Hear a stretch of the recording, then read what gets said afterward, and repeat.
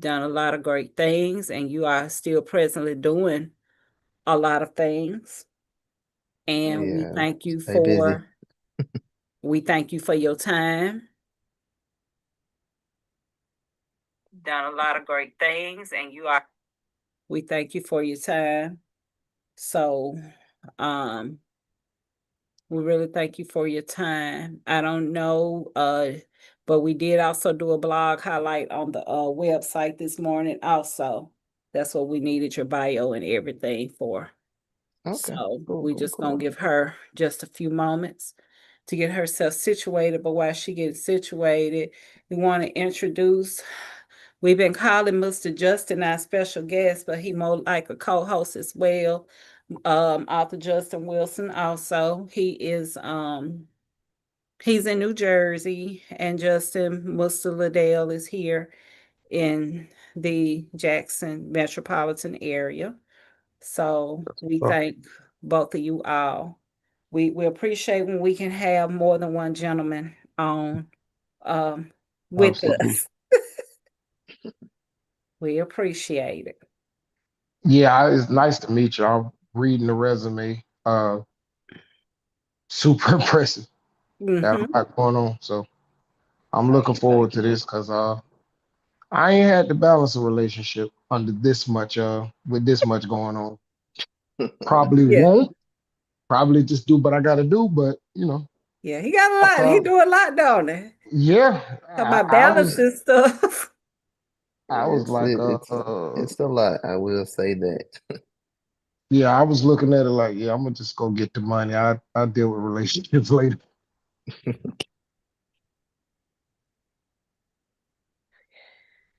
Oh, something happened. Something happened. Something with No, it's me. okay.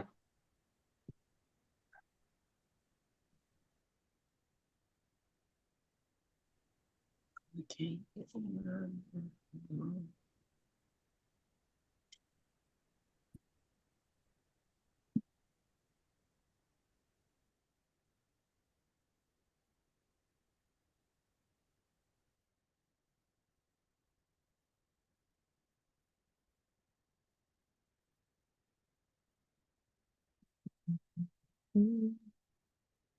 All right. Can y'all hear me? Hmm. Okay. Sorry about that. Had to get myself situated here. All right. Tonight, our very special guest is Mr. Courtland Liddell. Um, a longtime personal friend of mine. We've known each other since high school. And I'm so appreciative of him being our special guest for the night because I know he has a really busy schedule. This man is like I would call him somewhat of a Kevin Gates. Cause when I tell you the man has multiple jobs, the man has like 3, 4, 5, 6, 7, 8, 9, 10, 11 jobs. And he does them all simultaneously. Um, and I'm not gonna prolong the time. I'll let him brag about himself, even though he's one of the most humble men that I know on this earth. But he recently won a Grammy a year or two ago. Yes, my Grammy Award winning friend here to discuss the topic of balancing relationships and careers. I will allow him to announce his own accolades and I will turn it over to him. Mr. Liddell, the baton is yours. Thank you so much. Once again, my name is Courtland Liddell. Born and raised here in Jackson, Mississippi native. I guess a few interesting things or facts about me, I guess. Let's see. I was born on Independence Day. I served with the elite U.S. Army Special Forces. I'm not a Green Beret, but I did serve in that branch of the military in special operations for 7 years. When I was a kid, I did want to be a Navy SEAL, however, so I've kind of always wanted to go in special operations in the military in some shape, form, or fashion. Um, I guess accolades, you can say, at 12 years old, I received a commendation from the city of Jackson for artistic prowess. Um, I placed, I think it was honorable mentions, been so long, the Scholastic Art Awards as a kid. Let's see, I've done a record for Trinidad James that Forbes did a write-up on. When I got certified for Pro Tools operator, which is to operate the program that I use to do audio in, I was the youngest certified Pro Tools operator in the state of Mississippi at the time when I got certified. Um, I currently have two Grammy Awards, one for mixing and mastering. I got two in the same year for the song. Yeah, it was mixed in an untreated bedroom. It was not mixed in a recording studio. I mixed it in an untreated room here in Jackson, Mississippi. Um, let's see. Shoot, I also have a Stellar Award for that same record. I also have a proclamation from the city of Columbus, Mississippi, and I have my own official day in the city of Columbus, Mississippi. Um, I'm trying to think what else I've done. When I was in college, I one time made $7,000 in 30 minutes, and I made $12,000 in a week as a college student. Let's see, I've started multiple businesses over my career. None of they didn't make me a millionaire or anything by chance, but I have attempted to start and launch multiple companies to include um two clothing companies, what else? A design firm. I also have online I have a record label and I also have an online mixing company as well. Trying to think. Oh, and I guess another interesting fact is I am related to James Earl Jones. Um, Mufasa, Star Wars, Darth Vader. I'm related to him. Um, Trying to think if there anything else. That I've done. I've traveled extensively. I've been to Afghanistan, I've been to Iraq, I've been to Germany, I've been to Amsterdam, I've been to Paris, I've been to Dubai, I've been to Hawaii, I've been to Mexico, I've been to the U.S. Virgin Islands, I've been to Canada, traveled quite extensively, lived in different states and stuff of that nature. I went to one of the most prestigious art schools in the country. I went to the Savannah College of Art and Design, did that. Yeah, I've worked with people in the industry from T-Pain, which I co-wrote a song with him. I've actually been to T-Pain's house. Like I said, I work with Trinidad James. I work with August Alsina and Lloyd. I work with the group Watch the Duck. I've done two Sprite commercials. I've done a Coca-Cola commercial. I've worked with Jada Pinkett Smith, Channing Tatum. Um, I've worked with Trippie Redd's cousin. Trippie Redd was on that album, so I worked with him. I worked with Trippie Redd's girlfriend, Scott Morales. I've worked with Yellow Wolf. I've worked with Willpower. I was Drummer Boy, the producer of Put On by Young Jeezy. I was his engineer. Um, I worked at Malico Records. I've worked with Omar Cunningham, Mr. Silk, Paul Porter of the Christianaires. Shoot, I've worked with local, and I would say local artists from Mississippi, such as Dollar Black. I'm his engineer. I've helped advance his career. Josh Waters, I've helped advance his career as well. Just numerous artists over the years, a lot of independent acts as well as major acts. I worked with Beyonce's writer Sean Garrett the Pen. I've also worked with Blanco Brown, the artist who did the record to Get Up. Uh, yeah, that's kind of about it as far as I can think of people that I've worked with off the top of my head. I've mentored engineers. One of my students, he was Grammy nominated. Another one of my students, she was the engineer for Jada Youngin. So I guess I could say I've kind of shaped the next generation of different people. Oh yeah, I also have an Apple Music playlist.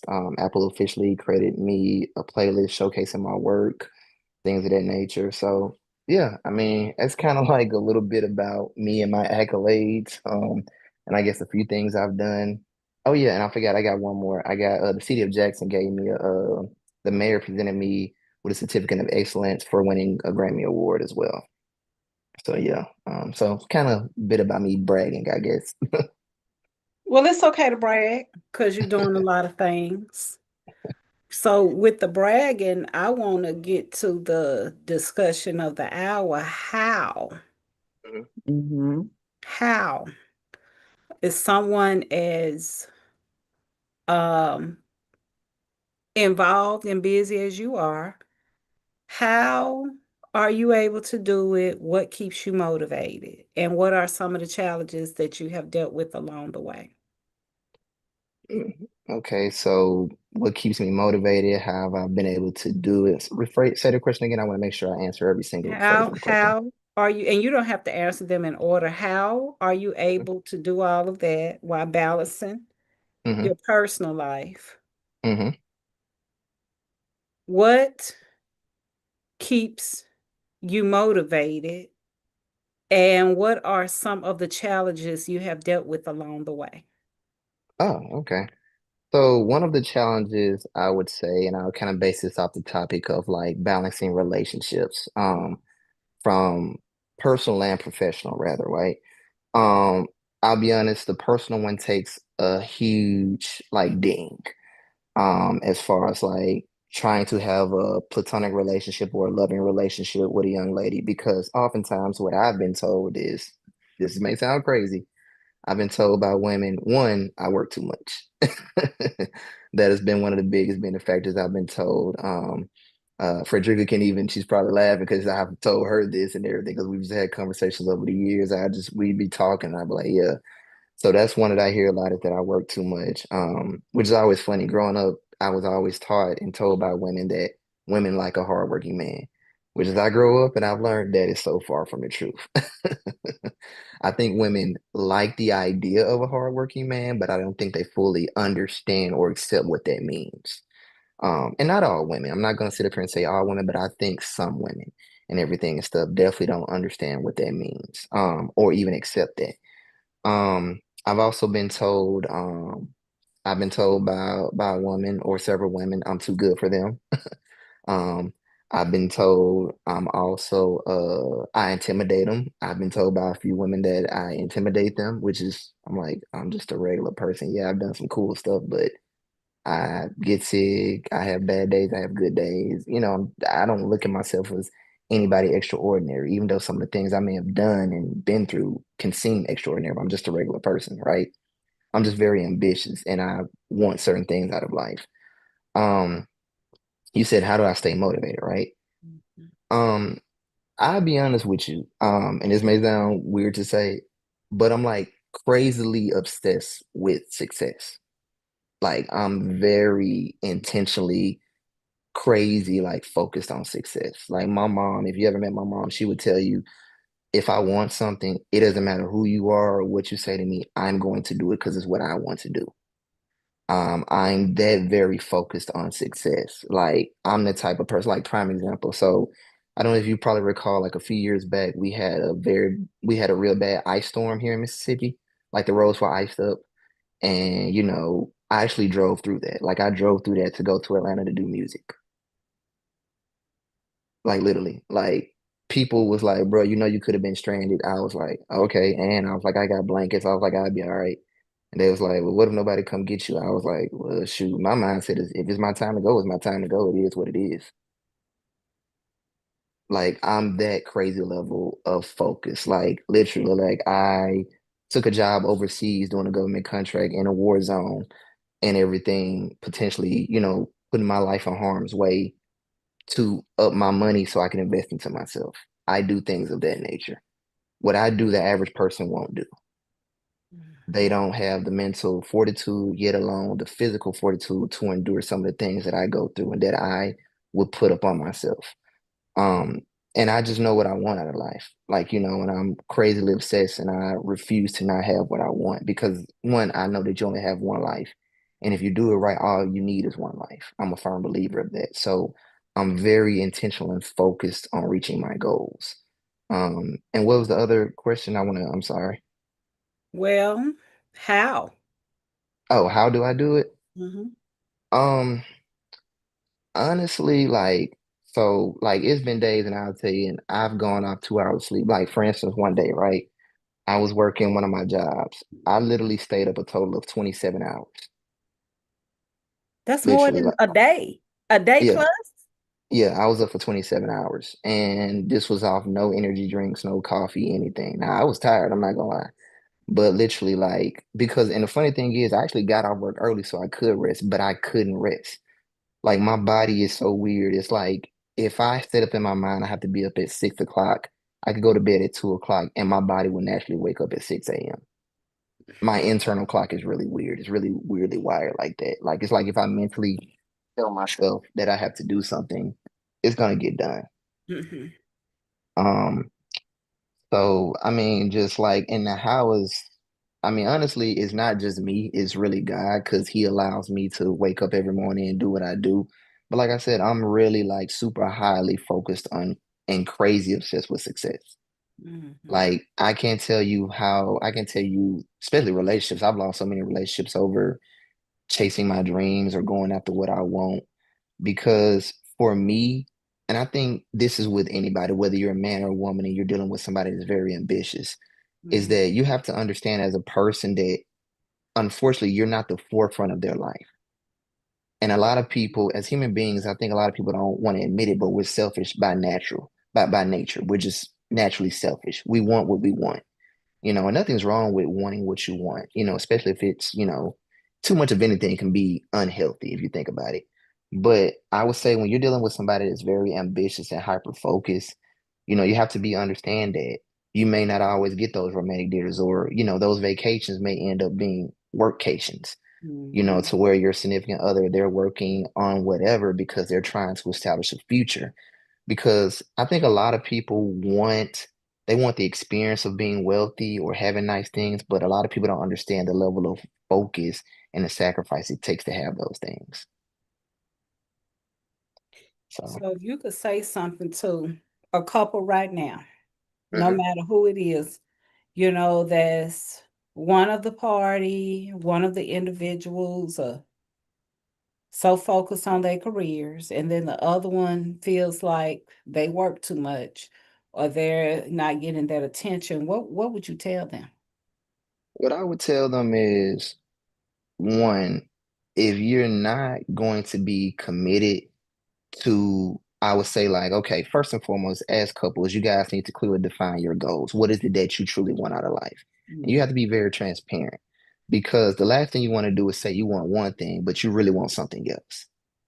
Be totally upfront with the person you're with as far as what you want, as far as like, hey, let's say if it's a young woman and she's like, I want to go to med school, I want to be a doctor, or she's like, I want to be a lawyer, it doesn't matter, or a rocket scientist, right? And, or if the guy, he's like, hey, I want to start a business or I want to go to medical school and do this. You have to understand if that's their focus, you got to be really understanding and say, okay, and they need to tell you, you're not the forefront of my life. You're not the primary focus. If they are, they're already, a couple, they're together. I would say clearly define what it is your expectations and what you want from one another. And if, like you said, one person is ambitious, that other person has to understand that they're not going to be top priority.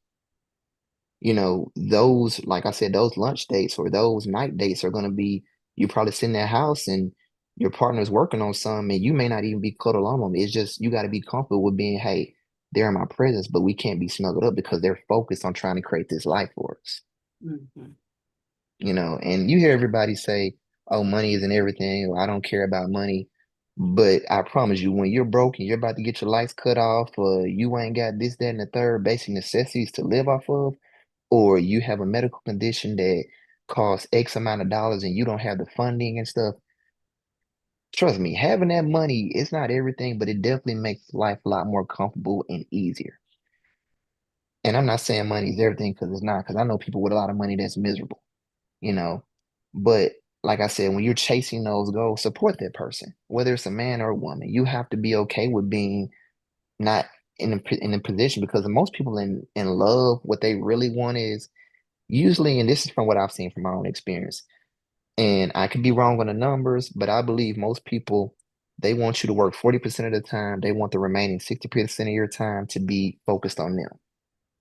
You mm, know, they want you to be engulfed in this relationship because they're also looking to build something with you from that personal time and things of that nature. Because we as human beings, we value experiences, right?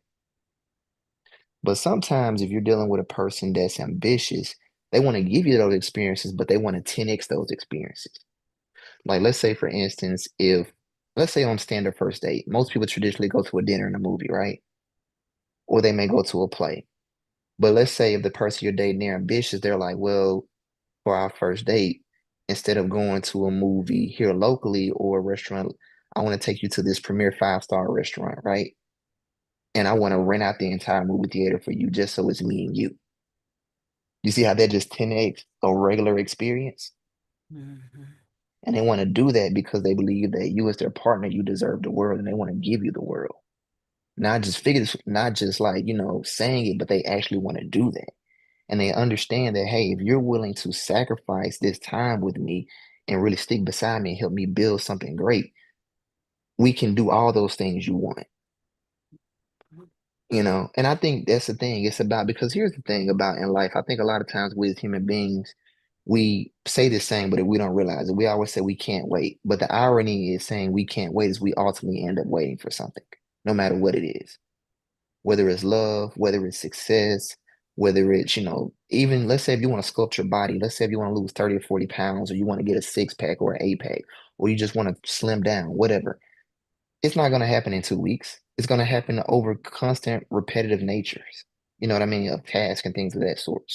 So hopefully I answered the question. Did I? You most definitely answered the question. Yes, sir. Yes, Okay. I just want to make sure. yes, sir.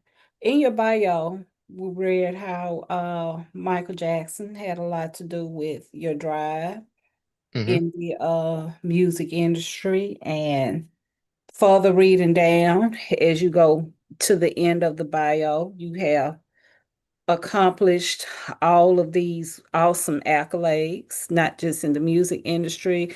Like I say, you're in the branch of the service, you've traveled abroad, you started these businesses, you was inspired by one of your mentors, you needed to go back to school and get a different degree. There are a lot of people that struggle right here Hmm. with just moving forward. Hmm. They just it's not per se money, it's not per se, it's a mental block. Hmm. So from somebody who has accomplished as much as you have, for those people who may be feeling like now is not the right time, or I need to wait till later, or I need to try to get myself situated, what would your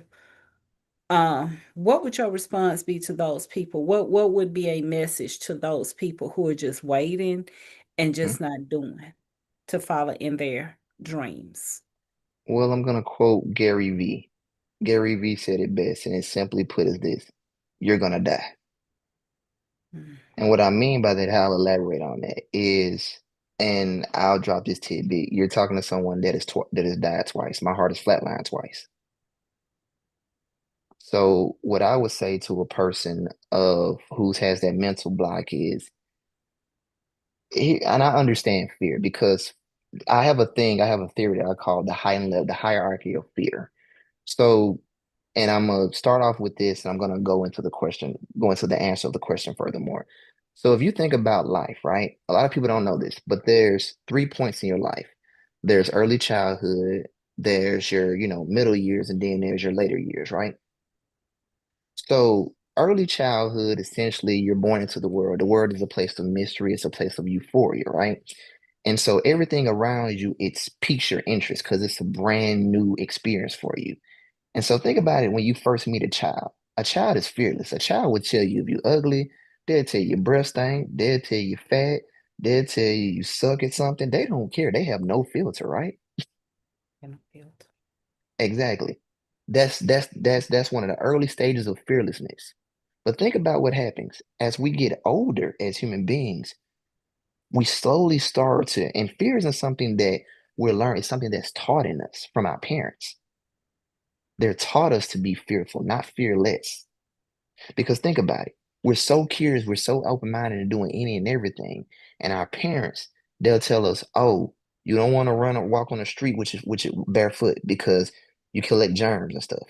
Don't touch this, don't do that. And now, as much as they're protecting us, they're also instilling fear into us. Mm. Because if you think about it from a financial standpoint, many people are penny pinching. They want to invest into the stock market because they'll read the news that the stock market is volatile, right? They won't up and move because they fear that, oh, hey, I don't know anybody. Like one of the biggest things from Mississippi, I talk to people a lot. I'll say, oh, why don't you move and why don't you do this? Well, I don't know anybody in that state. I don't know any family. I'd be like, you talk English, right? Yeah, they talk English, right? And they be like, yeah, but I don't, what if something happens? Here's the fact. Okay, let's say if you're home and something happens, your family member is still going to take exactly 20 to 30 minutes, if not an hour, to get to you. That's a fact. And think about it. Another point, when you're older in life and you lived your life, you don't, excuse my language when I say this, but you don't give a damn. You're fearless because you're like, shit, you like, hell, I'm one walk or one wake up away from dying. I don't care no more.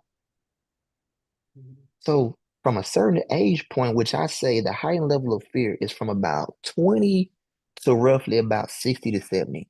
So you're roughly having about 40 to 50 years of fear that you're the most fearful in your life. You won't do anything. You just want to become comfortable. Because here's the thing, what a lot of people don't realize is that when you look at the alphabet, what comes after C? D, right? Comfort equals death. Because if you think about this, whenever you're in the hospital and you're dealing, and let's say like a person they're older or they have an illness that they can't be cured, what does the doctor always say? Let's make them comfortable. So, because this is what happens when you are comfortable. Your senses, they slow down because you're comfortable. Your senses, you aren't aware of your surroundings. You're in a state of comfort. So your heightened level as far as like things to keep you alert and aware, they're dissipated, right?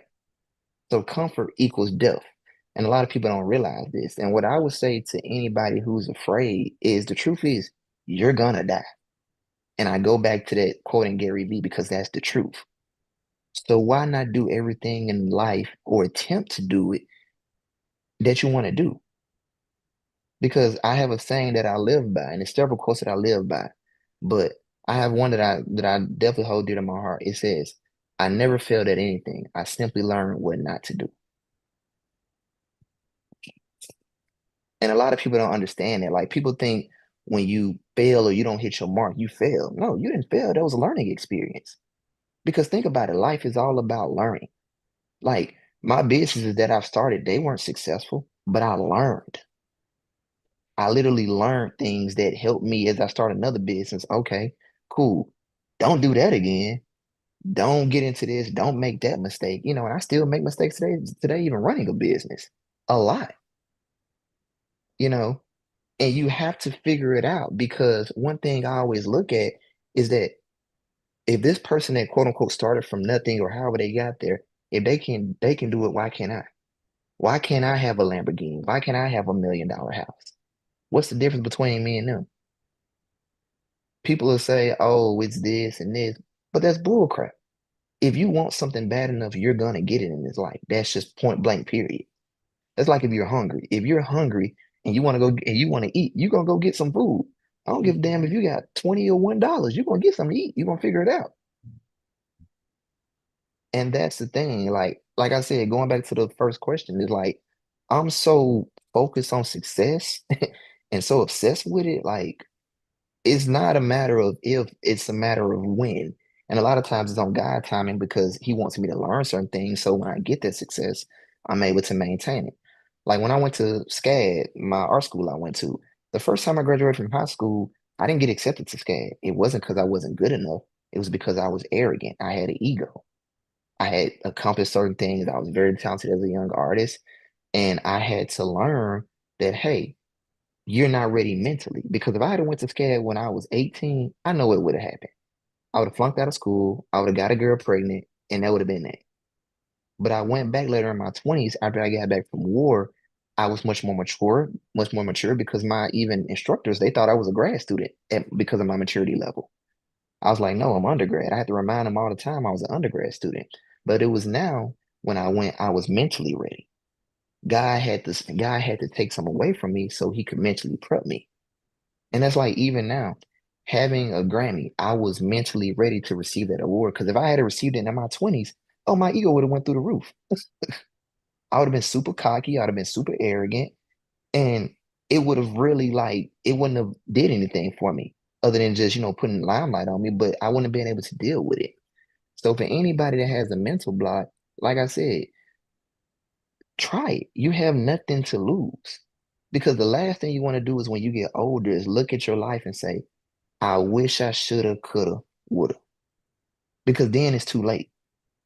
Now you're knocking at death's door and you can't go back and reverse everything. So I'm a firm believer in hell, fail fast. Because the faster you fail, that's the faster you learn something. You didn't never fail. Because the people don't understand this about the definition of failure. Failure is the result of inaction, not the result of action. When you act on something, you never fail at it. I don't care what anybody tells you in the world, you will never ever fail at it because you acted upon it. You took action. Most people don't even want to take action because they're afraid of what their peers would think, what their parents would think. Here's a fact. Love my mother to death. I don't give a damn what she thinks about my ideas. I'm going to do them because that's what I want to do. And she'll tell you that. If I wanted today go spend $3,000 on a piece of audio equipment because that's what I want to do, that's what I want to do. That's my choice. I have to deal with those consequences and those results, not her. She may not want to see me quote unquote lose or go down, waiting to make that mistake. But if that's what I want to do, that's what I'm going to do. And it's nothing nobody can change my mind about it. Even if I was in a relationship right now, like a major, like let's say if I was in a relationship with a woman for like 5 years and we're super serious, we're looking at marriage. And I told her flat out, okay, well, let's say if I'm like, okay, well, I'm going to make this investment into this business, she like, I don't think you should do that. And if I feel very strongly about it, it's not saying fuck you, but it's like, hey, I feel this is gonna be good for us. If it doesn't pan out, that's an L I gotta take. But I'm willing to take that because it's my life. And I only have one life to live. Wow. I have a question, if that's okay. Yeah. What's Um, up? First of all, thank you for your service. Oh, yes, sir. I am listening, and I'm the tone with which you're saying things and the level of confidence coming from your voice. I want to ask, in terms of the relationship, what is a seemingly harsh but necessary boundary an ambitious person must have to succeed? Mm. A necessary boundary. I would say a boundary is you're gonna have to sacrifice the plutonic time with your partner. You have to choose between that and your career or whatever it is you're trying to accomplish. And you have to set that boundary of saying, okay, hey, yeah, I can go take you out on this date, or I can develop this app that I want to develop. You have to do that. And I had a conversation similar with this with my best friend. Like, he was talking about his relationship, and like the young lady told him, I think she said he wasn't a nice person or kind person or something like that. And he was like, nah, he was like, I just have a certain amount of time and it's something I want to accomplish. And if I choose not to spend that with you, just so I can better my life and change my life, then I'm going to do that. And that's one thing I think both sides, whether it's a man or woman, it doesn't matter.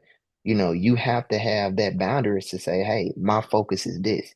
And to be honest with you, I have something else that I believe. People exit your life in one or two ways, either voluntarily or involuntarily. That's a fact. A lot of people never realize it in life, but that is so true. A person's either gonna voluntarily choose to walk out of your life or God is gonna take them from your life. And what I mean by taking them is usually through means of death, calling them home, right? And you have to also learn that that's inevitably gonna happen at some point. Everybody in your life that comes in, they're gonna leave your life at some point in one way or another. And having those boundaries, you have to have that because when you're trying to create something bigger than yourself, you have to be willing to put certain things aside because that's not the Anita folk. They don't align with what's going to get you to certain points. Like when I was in college, for instance, right? My peers, they used to ask me to go to parties. At some point, they stopped asking me because they was like, bro, he just gonna tell you he going to the studio. And that was a healthy boundary. I didn't have work or class work. I was just going to the studio because that's what I wanted to do. I would literally be with a young lady and everything and stuff. And Frederick will know this because I called her, had a conversation about it. Like I would be with a young lady and I would leave a young lady and go to the studio. Or I would choose the studio over a young lady. Because that's what it was. When I came home from Iraq, well, no, when I came home from Afghanistan, I kid you not, do you know the first place I went? I didn't go see my girlfriend at the time. I didn't even see my mother. I went to the studio. Like I kid you not, my best friend, he could call in right now and he would tell you, like, bro, that shocked him. He was like, dog, he was like, you ain't even go see your mama? He was like, your mama not you home? I was like, I'll see her in the morning. He was like, bro, you literally just drove from North Carolina just to come to the studio. I was like, yeah. He was like, bro, something wrong with you. I said, hey, bro, all right, well, cool. I was like, where Fruit Loops at, bro? I'm trying to cook up. What's up? Mm. CT Fletcher called it a magnificent obsession. Hey, Sound right to me. well, I'm magnificently obsessed. Yeah, the studio was his girlfriend at one point. I can't say that. I don't know if it was his wife, his girlfriend, but he used to live in that studio. I used to tell myself sometimes you got to get out that studio, bro. You got to live a life outside of it. But he was like, no, I got goals, I got things I want to do. I want to do this, and I remember him saying that he wanted to win that Grammy. That's all he talked about. I gotta win that Grammy. I gotta win that Grammy. I'm like, it's coming. But at the same time, you need to have a little fun too. There's nothing wrong with having a little fun. But he's always been that type of person that's just been super, super focused. When he put it up here, it's a wrap. There's no changing his mind. Like he said, not even his mama can change his mind. I love Miss Bernice to death. But sometimes I have to, Miss Bernice, you know your son. I mean, just let him do him. He just let him be him. I mean, there's nothing you can do. Um, but yeah, Cooley has always been that ambitious person, and I've even told him, down through the years with like the relationships he's had, is that he, the woman for him, God gonna make, God has made specially for him, because he has to find somebody that matches that level of ambition. He has to have that, because that's going to be the only somebody that can really just understand and like match him and help him build the empire that he's trying to build. Help him build that $100 million studio. You know, Yeah, that's what he need, because that's what he after. That's what he after. Building that $100 million studio. You gonna get there. You just have to have somebody that really understands that until you have reached certain goals in your life, that you're not gonna be happy, and you're not ever gonna be comfortable until you get to that point where you can be like, okay, I can sit down now, at least for a little minute. So yeah. yeah.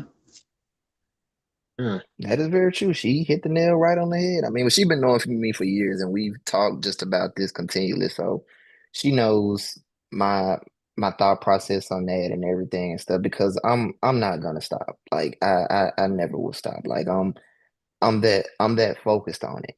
Like, I have things that I want to achieve in life, and I will, unless God says otherwise, but I'm going to achieve them, like no matter what. Like I don't care where I gotta move to, and this may sound crazy, who I gotta cut off to get it, but it's gonna get done. Because I'm not afraid to stop dealing with somebody or somebody not deal with me. Like honestly, like it doesn't even hurt me. Like I'm a human being, so I'm gonna feel something about it. Like, damn, like I really, cool. So that's kind of messed up, because I am a human at the end of the day. So I do feel those things. It's not like, oh, I'm just cold hearted. I don't feel anything. But what I always tell myself whenever I lose somebody or somebody's not cool anymore, I just say, oh well, back to the money. It is because I have to keep that focus and everything. Because at the end of the day, I always have to remind myself, not everybody in this world is gonna like me or want to deal with me. But one thing I'm gonna stand on is you damn well respect me. You damn well will respect me. I don't care who you are. We ain't gotta like each other. But one thing for sure we're gonna do is we're gonna respect each other. And that's something I stand on. Like I don't care who you are. I don't care how much money you got. I don't care how street you are or hood you are, how long you been in jail. I don't care about none of that. Like we gonna respect each other. That just is what it is. Mm. Yeah, I'm doing a lot of thinking because I got some things I'm working on myself, and I'm learning a lot from this conversation. I uh I think I struggle at times between feeling like I'm being overly harsh or being cold, Mhm, but also desiring to see what I see in my mind and in my heart manifested. mhm. And I don't want to. It seems like at times there are people who kind of lose their humanity in the pursuit of manifesting what's in their head. But I'm listening to you right now, and I'm I'm not hearing that you're losing your humanity. I'm just hearing you're really, really focused Yeah. on whatever the goal is. And so I appreciate the conversation because I'm in real time learning that you know what sometimes it's to succeed at something it's going to require letting some things and some people go Yeah. who's not headed, and a lot of people's mind are not in that direction. I've grown to understand that even where I am currently. So um yeah, And I even think what question I would ask is just to hear the answer. I think I know it, but just to hear the answer, like, is the pursuit of high level success, can it be done without losing people along the way? can it be done without losing people along the way? To Yeah. answer your question, to be truthful with you, no, it can't. You're gonna lose people. And the reason why that is because you have to, okay, I'll give you an example, right? And this is a true statement. My best friend works for Google, right? He we started off doing music together. I honestly wish we had stayed doing music together, and I felt like we really could have been very successful at it because he's very talented. Still to this day, I consider him one of the coldest producers I've met in my life. He taught me and everything. Classically trained pianist, very talented. And however, music didn't work. It didn't work out for him in the way he desired, right? So he ultimately decided to shift gears and focus and go into tech. Now, and this is my best friend. We've been friends for it's 2026. We've been friends for 25 years now, right? Going on 25 years. And so he literally, it was a point in my life financially. I was looking to change my life financially. And he was like, hey, bro, I will teach you how to code. I will teach you about tech and try to help you tailor your resume to get one of these six-figure jobs, right? And I myself, didn't really, I would say, pour into that as much as I did how I was super focused in music, whatever, right? And we're still friends to this day. Like that we best friends still, But here's the thing is, and he's a CTO, he's the chief technological officer over a startup right now. And so if you look at that, like we didn't necessarily like his pathway of success, he still went that way. I went my way. So we're equally successful. But as far as the path he went, I didn't follow him on that. And the path I went, he didn't follow me on that. Because now when it comes to music, I know way more about music than he knows. And he's a classically trained pianist. But when it comes to being in the studio, I could literally show him things that he's like, bro, I don't even know how to do half this stuff. But that's vice versa on the tech. And it doesn't mean that, neither one of you or your peers can be successful, just you went two different pathways. And that's totally fine. And it's funny now he's getting back into music, but on the tech side. So we're kind of back crossing paths, on that. But when you're building something, people are going to fall off their success ladder. That's just natural human law. Like, think about it, right? Let's say, for instance, if you have a gym buddy, right? Y'all are going to the gym 5 days a week working out. Think about it. At some point, somebody's going to surpass somebody, right? Even that's Mhm. a small thing, but somebody's going to surpass somebody. Either you're going to be more cut and much more strong than this person, or vice versa, right? But it doesn't mean you guys aren't equally successful. And when it comes back to, I would say, being like, super focused and all things of that nature, don't get it twisted. I do want a family, Lord willing, if that happens. I do want to get married, would love to have kids, all that good stuff. But I also know the life that I want to provide for my wife and for my child. Like when I say I would want my wife to have the best that this world has to offer, I stand on it. Like I really want that. You know what I'm saying? Like I'm a spontaneous type person. I'll wake up one morning on a Saturday and be like, let's say if me and my family, if we lived in, let's just say we lived in California, right? And I was like, and we have the money, and I'd be like, hey, let's go to Disney World. Not Disneyland, let's go to Disney World, let's go to Florida, right? I would spontaneously do that. Especially if I got the money. Oh yeah, we're going to Disney World this weekend. My wife be like, wait, what? Yep, I already bought the plane tickets. We going. Pack your bags. Oh shit, don't even pack no. We just about something we get there. Screw it. That level of success. Because I want to give the people that I love most the world.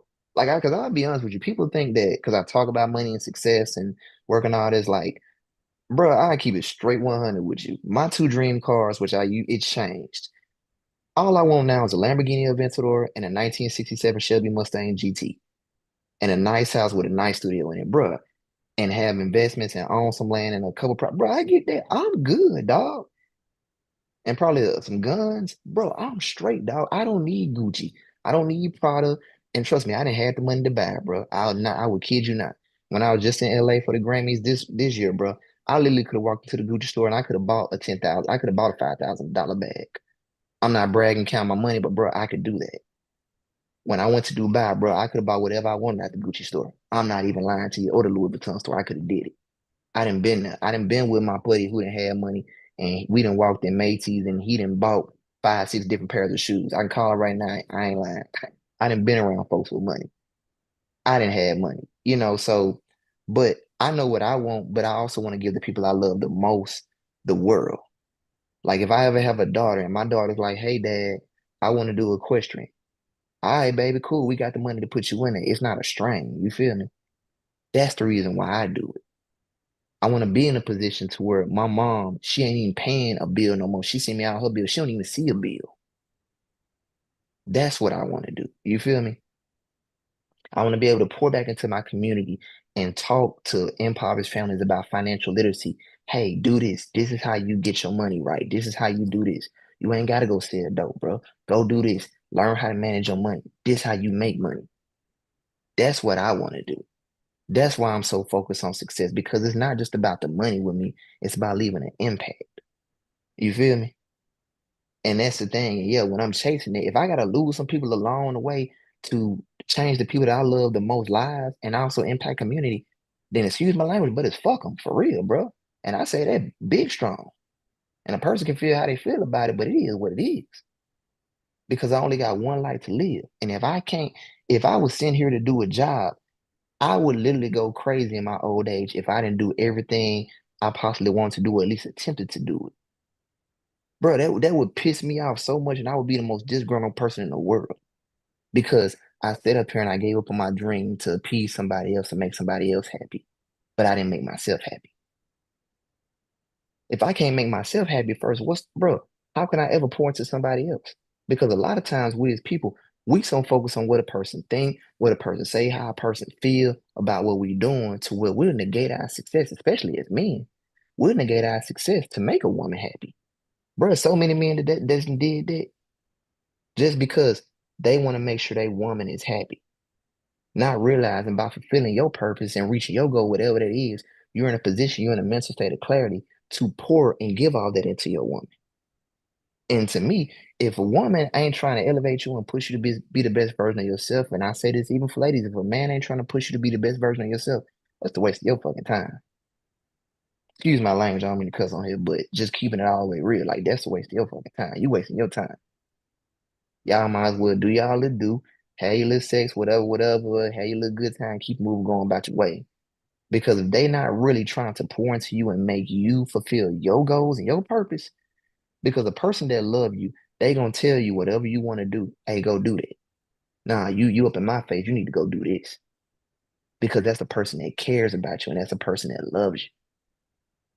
Because naturally, we as human beings, we selfish. But an unselfish person, they gonna tell you to go better yourself and be the best version of you. Don't worry about me. That's real talk, bro. And if somebody tell you otherwise, they selling you some bullshit. I don't care if it's a man or a woman. That's a fact. I appreciate the information, man. Thank you. Oh, you're welcome. Anytime. That's true. But it's just like I always say, you gotta find your person. You gotta find somebody that is like minded, just like you, because otherwise you're not gonna be happy as a man.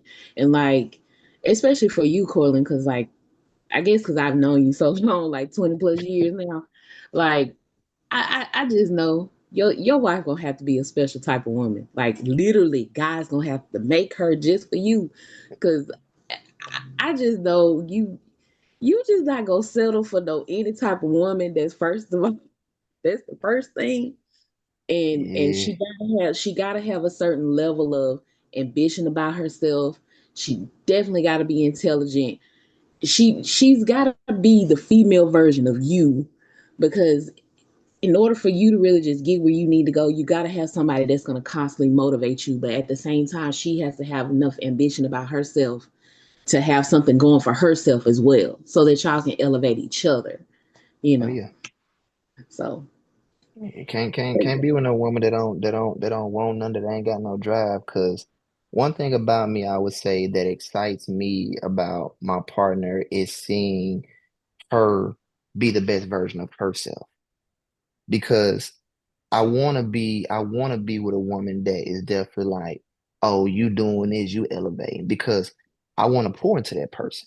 But I also want that woman that's gonna pour into me. And it's not just monetarily, it's like, hey, oh, there's Nam, conference going up.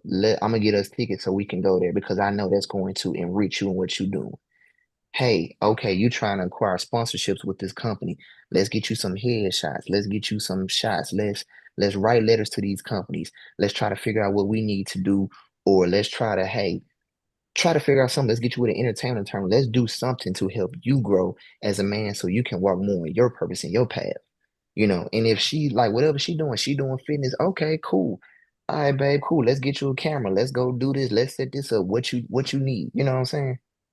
Because that motivates me seeing her be in her authentic self and having her own career. And she ain't got to be an entrepreneur or nothing like that, but she definitely got to have some drive and some get up about herself. Because at the end of the day, yeah, hell, I don't care what nobody say. Ain't nothing like two people bringing in money together. Mm. Ain't nothing like it because shoot, if one person bringing it, because I tell this to any woman too, it's like, and I hear the topic all the time. You hear a lot of women say, "Oh, I want to be a stay-at-home wife or stay-at-home mom." Hey, if that works for their household, cool. Kudos to them. That works for them. For me, that don't work for me. The reason why I say that because if the house clean, what the fuck you doing at the house? If it's clean, you ain't got nothing to do. What the hell you doing? You just at home now. You bored and you spending money.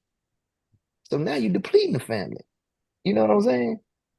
If you just want to be a stay-at-home wife or whatever, this, that, and third. But guess what though? We both bringing in money. Guess what? We can do more. Because at that point, also too, I tell women too, and even men, but I'll say women because I know you've heard a lot in today's media about a lot of women say they want to stay at home, they want to be in a soft girl era. One, I don't know what the fuck that mean. When a woman said that to me, I'll be like, what the hell does that even mean? Okay, you want to be in your soft girl era. All right, okay. But I look at it like this here. Whenever, you know, if you want one, when a man is paying for everything, regardless how you feel, you really don't have any say. You ain't got nothing to say to that man. He paying for everything. And also, too, I tell this to women, you have no leverage. You literally, that person has total control over everything because they control everything that goes on the house. They paying all the bills. So bring some money in. Now you got something to say. You contributing. Oh yeah, you said, gee, you spending your own money. That's like in a business. People don't understand this. I look one of the greatest businesses on the face of this planet is family business, and people don't even realize that.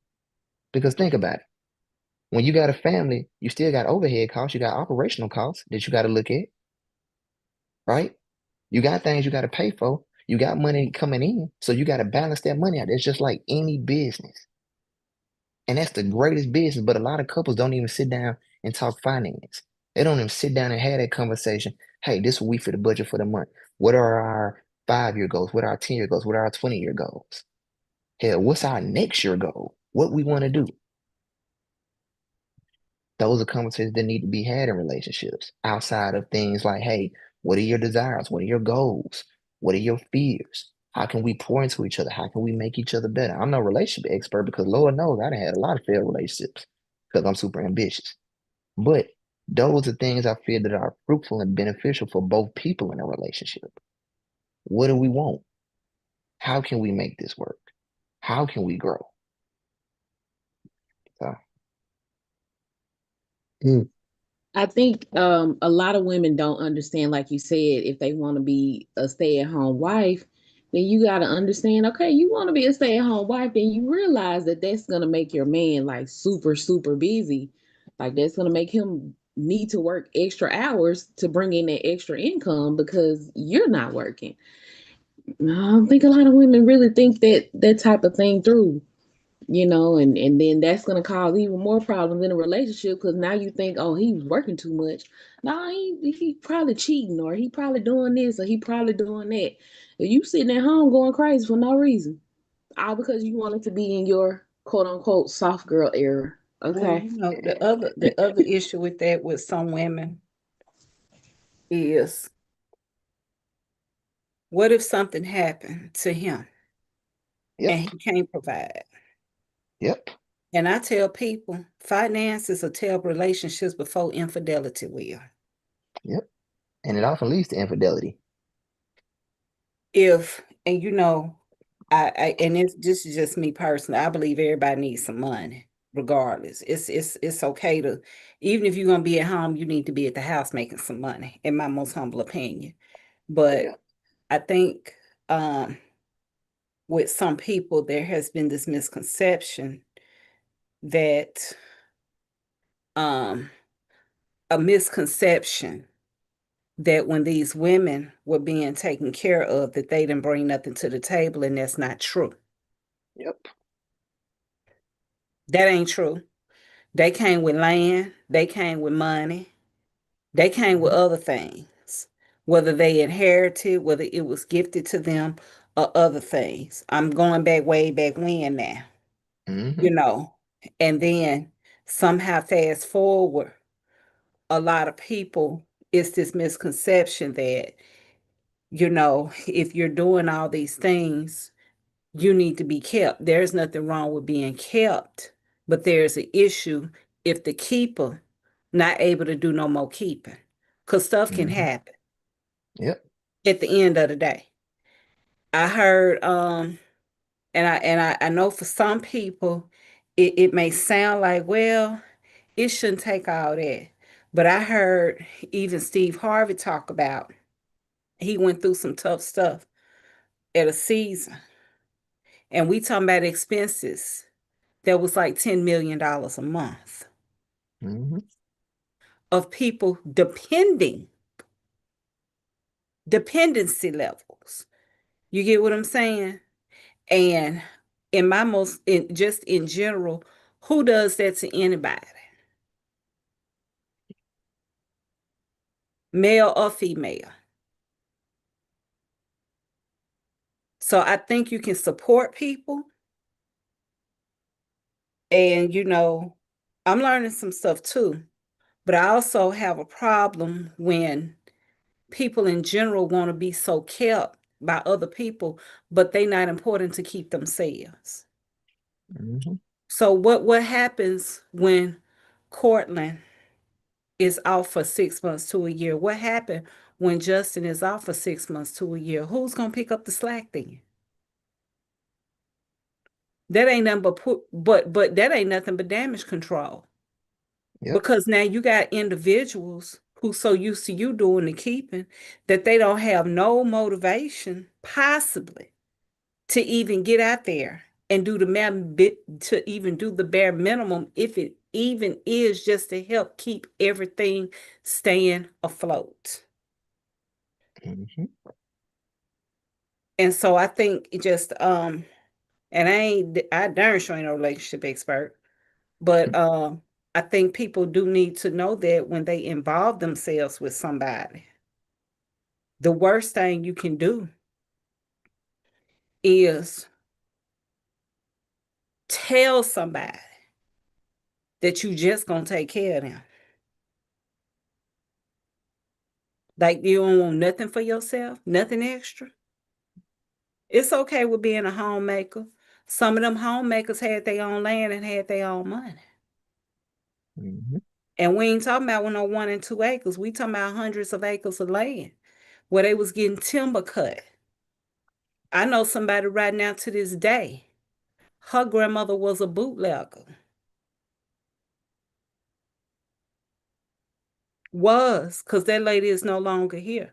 This woman's grandchildren gets an oil check once a year. I ain't say granddaughters, I didn't say grandsons, but mixed up in there is some women. So even those women still bringing something to the table. And we know ain't no oil check, no one and no $200 no year. Not when the land got oil on it.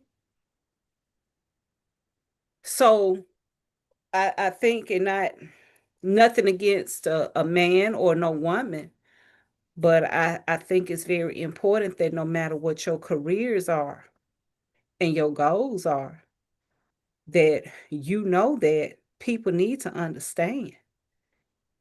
We can't build together. You can't build with somebody if you're the only one doing the building. Yep. There is no I in team. So if I'm doing all the work, I'm doing all the sacrifices, I'm paying all the bills, where's the teamwork?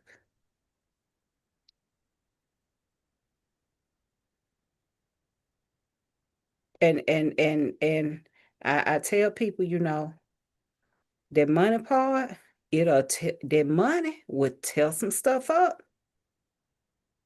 It'll tear it up. You talked about financial literacy. That's part of financial literacy. Oh, yeah. Don't choose to volunteer to take care of people. There's nothing wrong with catering. But just as much as you give, it needs to be reciprocated back. As much as you want to get on that plane and go whatever, it needs to be able to be reciprocated back. But how can somebody pour from an empty cup? Somebody told me yesterday they prefer their cup half full, not half empty. And I know for some people that mean the same, but to me it really don't. Because if I know I got something in there, I know I got something in there. So I think that a lot of people, and I can't blame it on social media, because this mindset happened with some people before social media.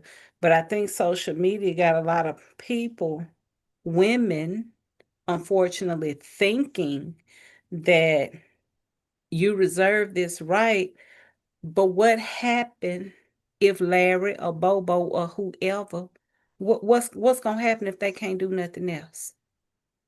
How you gonna take care of them? Who gonna pay the mortgage? Who gonna pay these car notes? Who? And we ain't talking about folks. I mean, I'm just saying, who is going to do this? How can you mentally adapt? What are you gonna do? Where's the money that he's been giving you? Nails, food, like you say, the house clean. What you at the house for? So I think, sometimes, and I'm not saying anything against men or women, but I would tell anybody that it's unfair to put that on an individual. Because if something happened to that individual and they've been caring for you and picking up the financial slack and you haven't been doing nothing, you're not gonna, it's unfair to just, because you're not gonna have anything at that point. I tell people, don't wait until you need money to try to get extra money. Just try to figure out ways to have you some extra. I just told a couple of people that this week, stop waiting until you ain't got nothing. Get something else going on. And then you don't have to worry about this kind of stuff. Well, this is the same thing in relationships. Whether it's a man, whether it's a woman, don't wait until Justin can't do nothing.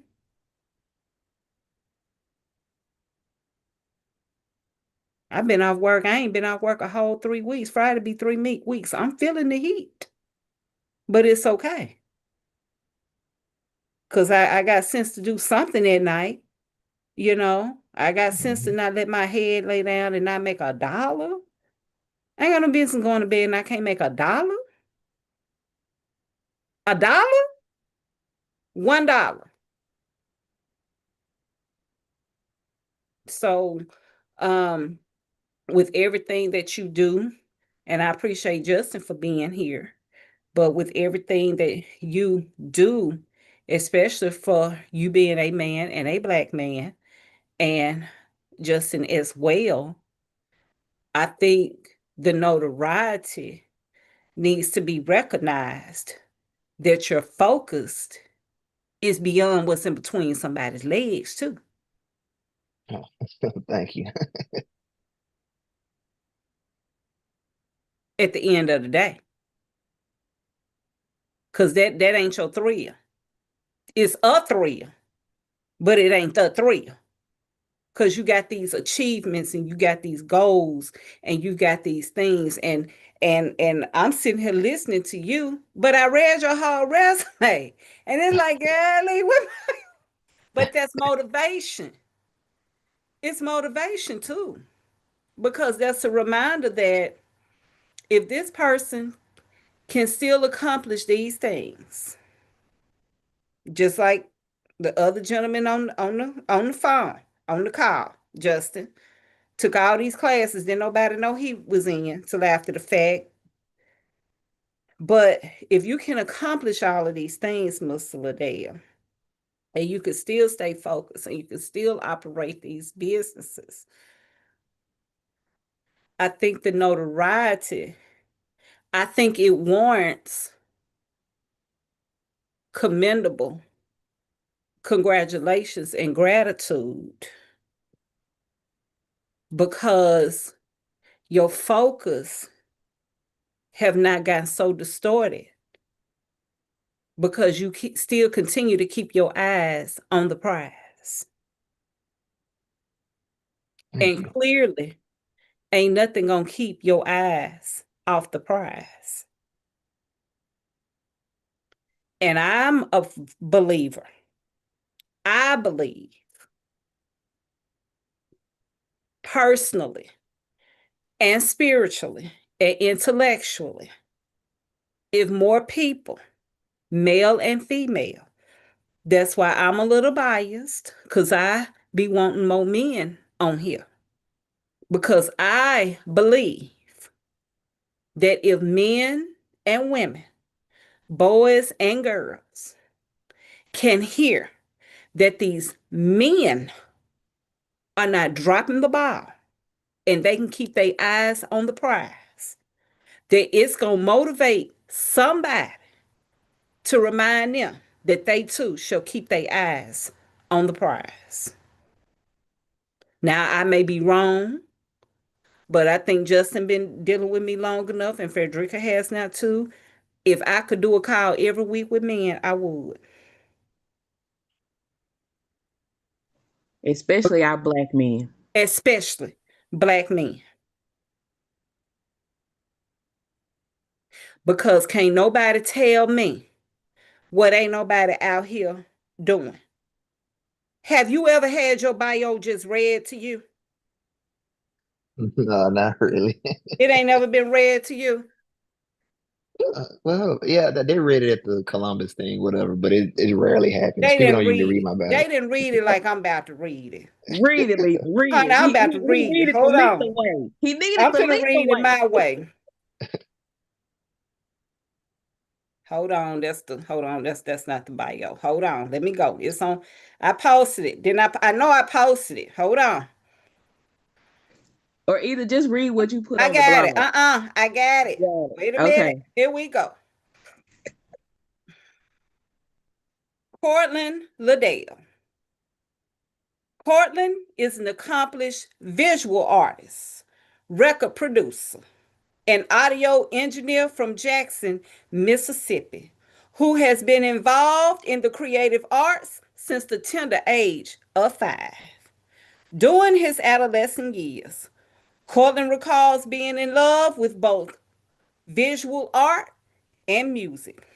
One of his greatest inspirations was the late, great Michael Jackson, who inspired Courtland to become a singer and a songwriter. While attending high school, Courtland would meet his best friend, fellow record producer, Jameson Parker. Parker was influential in introducing Courtland to music production and recording. After high school, Courtland went on to join the U.S. Army and served with the elite U.S. Army Special Forces, where he was deployed to Afghanistan. Upon his career, through an unlikely encounter, Courtland would meet Leroy Jones Jr., owner and chief engineer of Sonic Signature Recording Studios in Jackson, Mississippi. Through Jones, Courtland would receive his first opportunity to train and develop his skills and ear as a record producer and mixing engineer. But Courtland had a desire for more after several talks with Jones. Jones suggested Courtland further his education and go to school and learn the art of post-production sound and filmmaking. Ultimately, Courtland attended the prestigious Savannah College of Art and Design in Savannah, Georgia, where he received his BFA in sound design and minored in entrepreneurship and business management. While attending SCAD, Courtland became one of the youngest certified Avid Pro Tools operators in the state of Mississippi. Along with his certification, he started multiple businesses, including a clothing company, a design firm, and a music production company. Fast forward to today. Courtland is a Grammy award winning mixing and mastering engineer who mixed and mastered Lecrae and Tasha Cobbs Leonard's Grammy award winning record, Your Power, in an untreated bedroom. Courtland is a teacher, he's a mentor, he's a business owner, and an audio professional with over 15 years of experience in the entertainment industry. From creating stunning visual masterpieces to producing and composing to recording to mixing, Courtland's credits range throughout the entire entertainment industry. Some include, but they are not limited to, Universal Records, Malico Records, Def Jam Records, Noontime Records, Warner Music Group, Reach Records, Sony Records, Grand Hustle Records, Atlantic Records, Capitol Records, Chopper City Records, American Idol, Monster Audio, Coca-Cola, Sprite, Adobe, and more.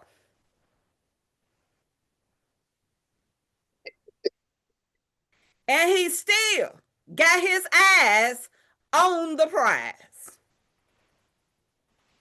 Hey, it's funny when somebody else read. I'm like, dang, I did do all this stuff. Yeah, you did all of that because you said That's just a little bit of what he's done. That's I not believe even it. I all of believe it. it. That's not even believe Yeah. all of it. Like, I don't know if he put this in his bio, but I remember him working on, what was the name of that show? Saints and He Sinners. didn't put it in there. Oh, dang, I forgot. Yeah, I He did work. Yeah, forgot. Yeah, he I did worked it. on Saints and Sinners. I was You like, need to that's go my back and favorite show. edit that, sir. Yeah, I Add it forgot. in there. I Yeah, did. And some yeah, of and I our was favorite movies and TV shows and stuff. He's probably done the sound production for it. Yeah. yeah, I Yeah. Yeah, did Add it that. in I there. was I was also Fly J's engineer. I was her engineer as well. Yeah. yeah, Add it in there. Yeah, yeah. I'd be forgetting about half this stuff that I've done because it's Well, just people need to hear it Yeah, because especially we our hear young it, black we men. pass it on down to others, and it Yeah, gets passed throughout. So I right. am a little biased for my Mm-hmm. own personal reasons. But when you got awesome men who out here Right. doing awesome things, Exactly. we can brag about other people. Somebody sent me this video, this guy that I know, and he do stuff in the music industry also. And he sent me this clip that's been going around on Instagram. And the clip basically just says, The guy was kind of ranting, so I'm trying not to get into the rant. I'm trying to focus on the message of the clip. Acknowledge people that you know that are doing things. That's true. That's I'm true. trying not to get caught up in the rant of the clip because he ran it for a minute in that clip. But the message was, if you know people doing things, acknowledge those people. Just commend those people. So we want to take a moment and commend you for being here Thank you. because you have done a lot of things, and like you mentioned, you got a day named in Columbus, Mississippi. I need this bio retweet. And I didn't even know that part. You got a Yeah, whole that day, bro. You didn't say yeah. that. I didn't know that, bro. Come on Well, now. I mean, I don't really too I much be know. talking about half the It's stuff not you I do. bragging. That's not you bragging. Humble. That's See, things that Lisa say it, I'm the humble one, but that's the humble one right there. yeah, yeah, but it's not bragging. But if you don't put it down, how are people gonna know?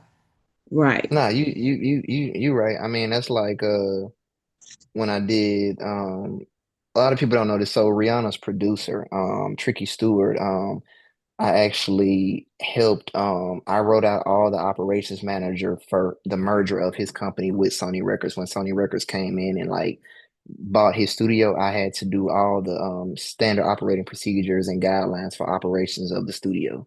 Mm-hmm. I did all that. Yeah, I've been offered jobs to actually, it's funny. Actually, one time I got a call to work with Neo. Mm-hmm. I've been called to, I was actually supposed to work with Usher on his Vegas residency and everything and stuff. I've been called to do stuff like that. So yeah, it's definitely, it's actually funny. What a lot of people don't know about me is, crap, this thing keeps falling out. But can y'all still hear me? Mm-hmm. Okay, cool. But anyway, I've actually missed out on opportunities by being in Mississippi. Like literally. Where did my thing go? Oh, here it is. Ugh. Well, I want you both. This go for you too, Justin and Frederica. We need to write this stuff down, and I think it's just important to have it and put out there. I don't think it's bragging. I think it's education. I don't And think that it's is bragging. It's too many people. And my theory is it's a lot of people out here doing great things, mm-hmm. and it has nothing to do with bragging or competing Right. or being competitive. Ain't none of that. Right. Uh, ain't no competitions out here. But I Right. do think that we talk about how what the schools don't teach. And my theory is it ain't on the school. Mm-hmm. That's just me personally. I ain't asking nobody to agree with my theory. But when my folks wanted me to know something, they taught it to us. True. So there are things that even I was taught. And in this conversation, I need to do something, jotting something down that I have not even told my children, you know. So I just think it's good to just have. And the thing about your bio is you're gonna always have something to add to it. Mm-hmm. And you do, and we know one statement is true for any of us. No matter how much good you do, you go out here and do one wrong thing, Mm. and that's all people gonna talk about. Amen. One wrong thing. Mm. That's all people gonna focus on. They gonna all of this other stuff. Mm-hmm. That's going in the wash. You make a mistake. It could be a mistake, and you do one wrong thing. That's all people will talk about. They will focus more on one flaw than 100 accomplishments. True. So Very true. I'm gonna bag up. I'm gonna let Justin and Frederica take it out, but Mr. Liddell, it is an honor Yes. for you Yes, to ma'am. be here, Thank and you. Thank you for having me. I'm um, honored to be here. Thank you guys so we much for thank you, inviting me. we know your time is important, and Right. I believe everybody's time is important, but we do want to be considerate of your time and Justin's as well, because he is an hour ahead. Hmm. Um, but I do want to tell you thank you. Thank you for allowing us the opportunity here. Um, Thank you just for sharing your insight from a professional level and a personal level. And thank you for touching on the relationship level and the financial level. Hmm. But Yes, black ma'am. folks don't talk Absolutely. about money enough. And I'm a hush and I'm going to let them have it. Thank you, Lisa. We go, me and you, we go get together next week. We gonna talk. But yeah, like she said, thank Did you you. get my message? I'm sorry. I did. Yes, Okay, ma'am. she We'll, just didn't we'll, respond we'll, back. Just making sure her phone was working. That's all. we'll talk. But again, thank like she said, thank you, Colin. We appreciate you for just giving us some of your time to share your experience, your, just your everything with us. Um just a quick note, and I'm gonna pass it over to Justin. I just want to say that in all of the years that we've been friends, I just want to tell you thank you for just always being there for me.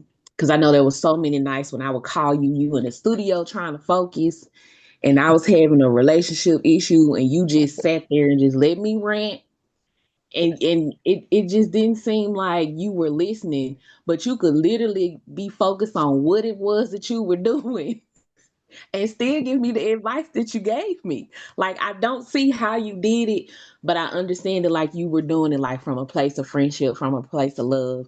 And that's the type of person that I've always respected you for that. Just your focus, your ambition, you just always being motivated to always elevate yourself. Like you always tell me that you're not, you have to look at things like you not being in a competition with the whole world. Like you're in a competition with yourself.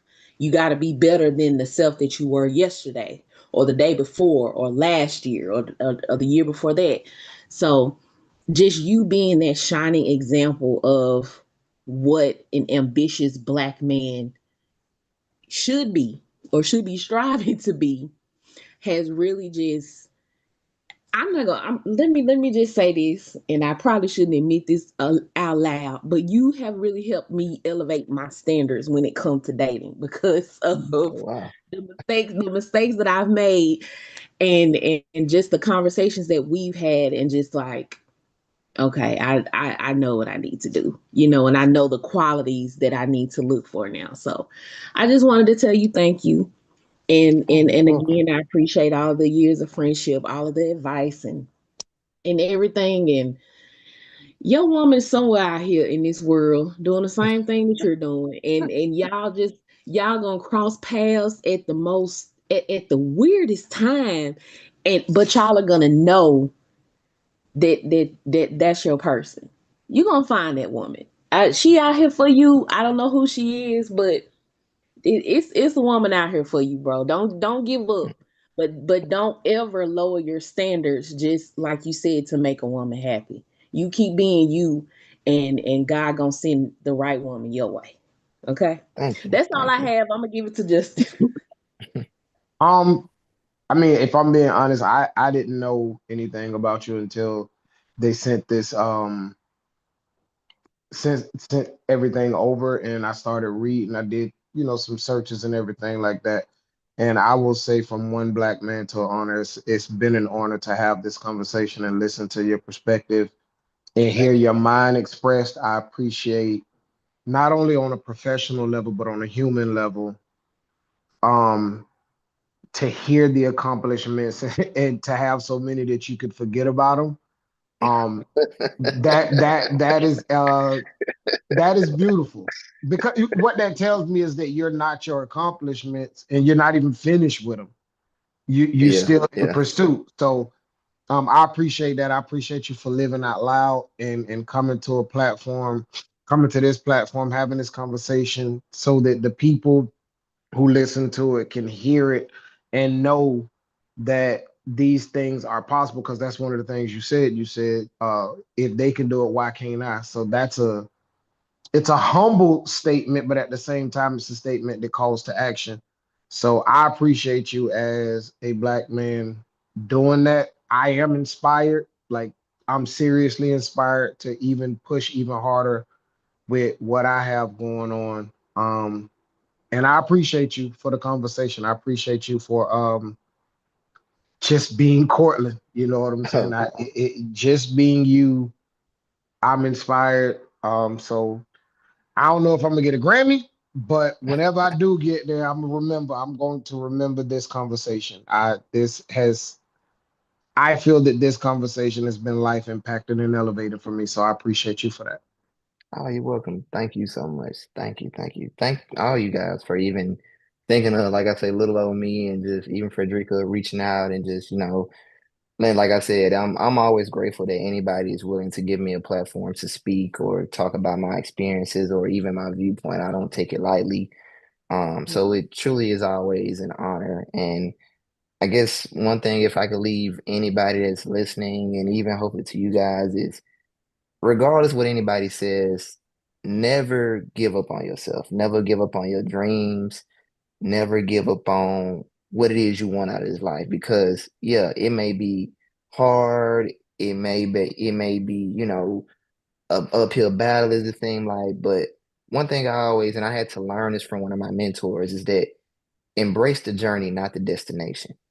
Right. Because what a lot of people fail to realize is that whenever you get to a certain goal, in life, whatever that may be, whether it's to buy your first house, buy your dream car, start a business, reach 100 million or even 10,000, just get whatever you want out of life. Hell, have a kid or just finish college. When you get that goal, you oftentimes you reflect on the moments as you were pursuing that goal or trying to accomplish that thing. So embrace the journey, not the destination, because the journey is what you will always remember and what you will hold dear to your heart as we go Mm-hmm. throughout this thing called life and we set various accomplishments and create certain milestones in our life, you know? So that's one thing if I can leave with anyone is just always believe in yourself and your idea that you have, it isn't crazy. It really isn't. It Mm-hmm. may sound crazy to those around you because it's not, their vision. And I'll say this as well. God gave everybody sight, but not everybody vision. Mm-hmm. Mm-hmm. I always remember that. What he gave you is for you. What he gave your vision, that's your vision. It's okay if your husband, your wife, your girlfriend, your son, your daughter, your auntie, your mama, your daddy, they don't see it. It wasn't their vision. Mm-hmm. I can guarantee you, if y'all ever talk to my mom would tell you, my mom did not want me doing what I did. My mom wanted me Mm-hmm. to go do something totally different with my life. And I get where she comes from because she's my mother. She wants to Mm-hmm. make sure I'm taken care of and that I'm able to take care of myself. Mm-hmm. But this is my life and everything I've accomplished, I don't have any regrets in what I've done. I don't plan on leaving this world with any regrets. That's something I would never do.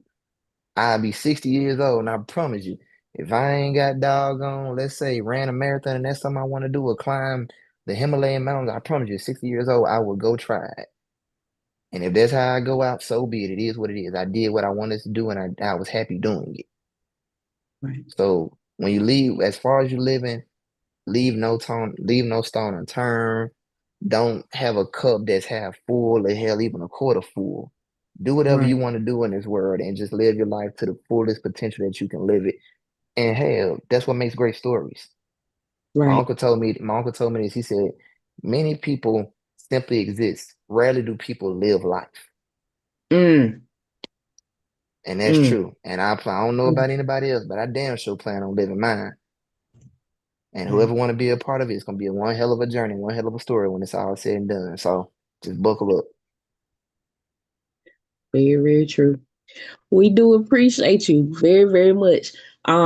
Before we go, I would also like to extend another invitation for you to come back at a later date.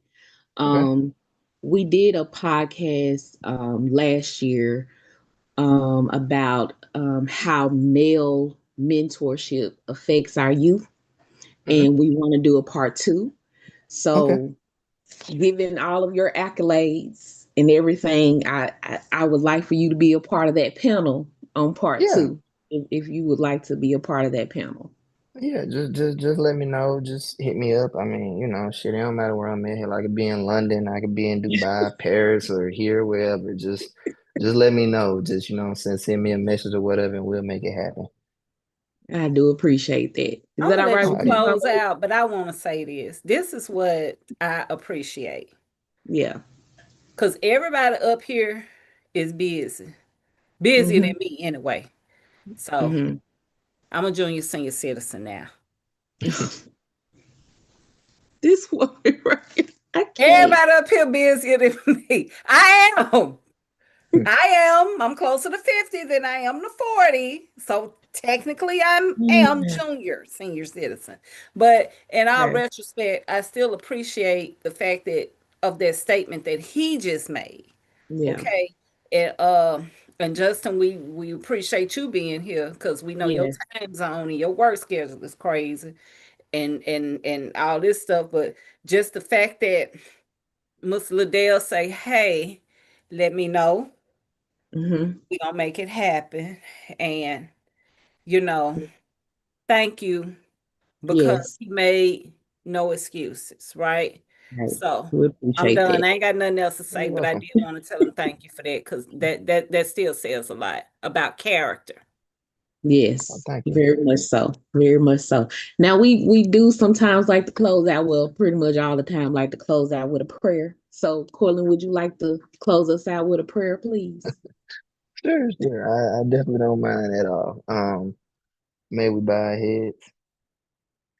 Dear Heavenly Father, Lord, we come to you today first and foremost saying thank you. Thank you for allowing us to receive the breath of life and go throughout this blessed day.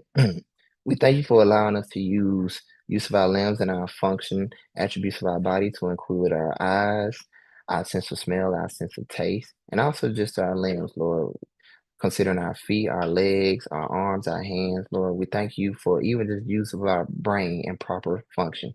Lord, I come to you this day, Lord, as well as giving you thanks, saying thank you for this panel, thank you for this opportunity to share insight, and I hope it was received with an open heart and open mind. And also, Lord, I ask the Lord as these women continue to go throughout their day, and also as they continue to pour into their community, that it is received with open hearts and open minds, and that people can benefit from these conversations which are being bestowed upon them the use of digital technology.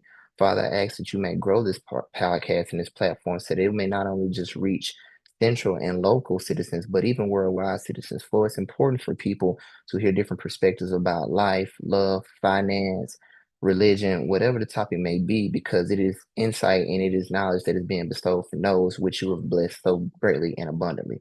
Father, I ask you keep us safe as we go throughout our night. And I ask you also bless us even tomorrow as we come within the forthcoming days and weeks. And I ask the Father that you bless our troops and everyone in this world worldwide. Lord, I ask that you cease the tyranny that is currently happening.